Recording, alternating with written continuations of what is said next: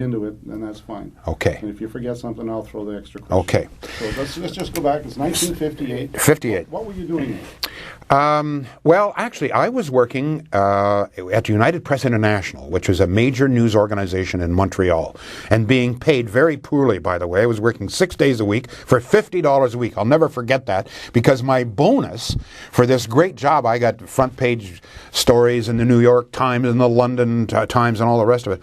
My bonus was a week's pay, $50. I'll never forget that. But it's a tragic story, and it's also a story of great courage. Great courage. It's October 23rd, 1958. Now, this is before most of you were born. And there's 174 men from Springhill, Nova Scotia. Just a little town. That's the town where Anne Murray was born and raised, as a matter of fact, Springhill, Nova Scotia. So there's 174 men working down in number 2 mine. And they are almost a mile underground. It's over 14,000 feet underground. In fact, number 2 colliery went right underneath the ocean. So they are working almost a mile underground underneath the ocean. They were on the 3 p.m. shift. Now there's 24-hour shifts, so they went down at 3 p.m. At 8 p.m., tragedy struck. A bump. Now a bump is a kind of underground earthquake. And I think most people know, we're talking to kids now, don't forget, know what an earthquake is.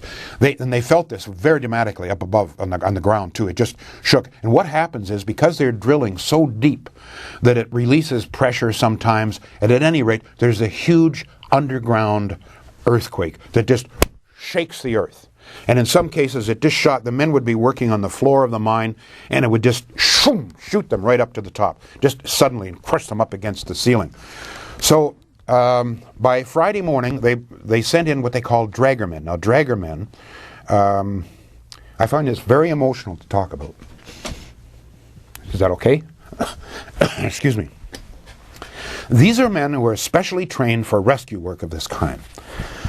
And I got to compose myself because it's such a dramatic situation. At any rate, they go down, and by Friday morning, don't forget this, the bump occurred, the earthquake occurred at 8 p.m. Thursday, okay? By Friday morning, they have 80 men rescued, but there are 94 men dead or missing. They're still down there. Now, there's terrible conditions down there. These men, in many cases, are badly injured.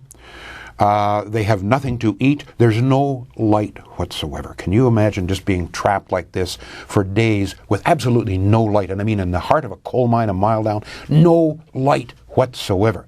And they became so thirsty that in some cases they began to drink their own urine. It was the only thing that kept them alive. And the taste was so bad, I'm sorry to say this, but this is what happened, that they actually put coal dust in their urine in order to, so that they could keep it down. So they're there, there's 12 men in this one little pocket. And by 6 p.m.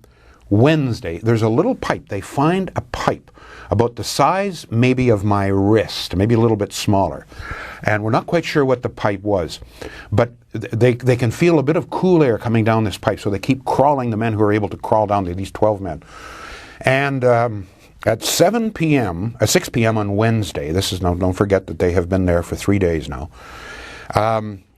they hear some tapping on the pipe, and they yell. And this is the first time that we know that there are men alive. Now, I'll go back and tell you how I am there. I am the Canadian editor for United Press International in Montreal. When this terrible tragedy occurs, the company, it was the Cumberland Railway and Coal Company, immediately chartered an aircraft out of Toronto to fly members of the media there. And I got on board the plane in Montreal and flew there. So I am there with representatives of the press from right around the world. I am the only one. United Press International serves virtually every newspaper in North America and mostly in Europe as well, and many radio stations. I'm only one guy. Canadian press has got, I don't know, 8 or 9 people. All other newspapers have large numbers of people.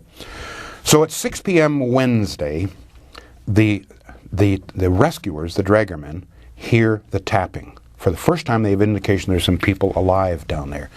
So they break through to 12 men, some of them very badly injured. They break through at 2:25 Thursday morning.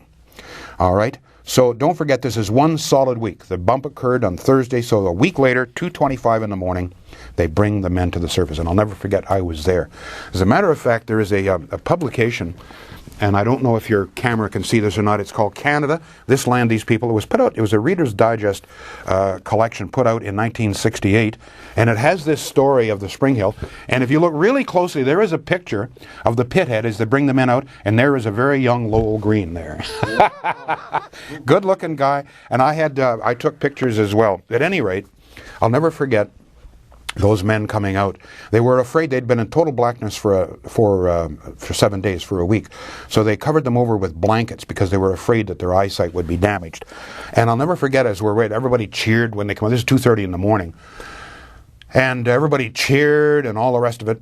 And one of the men, I'm not sure which one, sat up, threw the blanket off, and gave us the V for victory. Sorry. God, I don't know why this still affects me this way. It really does. It's incredible. Well, it's understandable. I've seen the same thing myself.